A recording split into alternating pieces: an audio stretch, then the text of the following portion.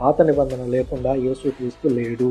పాత నిబంధన లేకుండా యేసుక్రీస్తుకు ఒక ఐడెంటిటీ అనేదే లేదు. యేసుక్రీస్తు తన ఐడెంటిటీని ఇంకా రకరకాలుగా ఆయన చూపించుకొని ఉండొచ్చు, కానీ ఎక్కడ ఆయన తన ఐడెంటిటీని పాత నిబంధనలో ఉన్నటువంటి స్క్రిప్చర్స్ని దాటుకొని ఏ రోజు ఆయన తన ఐడెంటిటీని కొత్తగా చెప్పుకోలేదు.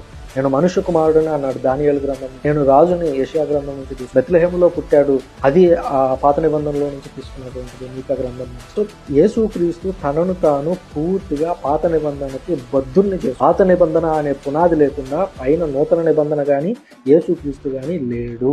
యేసుక్రీస్తుకు వాడినటువంటి పదం క్రీస్తు అనేటువంటి పదం, ఆ క్రీస్తోస్ అనేటువంటి మాటకి అభిషిక్తుడు అనేటువంటి పదం, అభిషిక్తుడు అనేటువంటి పదం కూడా పాత నిబంధన నుంచి వచ్చింది. అభిషేకం చెప్పొచ్చు వివిధ కోణాల్లో, చారిత్రక కోణంలో యేసుక్రీస్తు ఇలా వచ్చాడు, ఈ మాటలు మాట్లాడాడు, ఈ మంచి పనులు చెప్పాడు, ఇలా మరణించాడు, ఒక చరిత్ర ఉంది.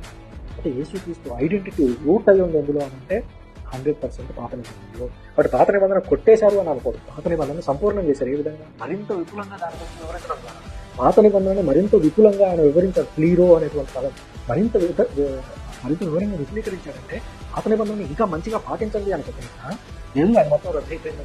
కాబట్టి అలా మాట్లాడే వాళ్ళకి జాగ్రత్త.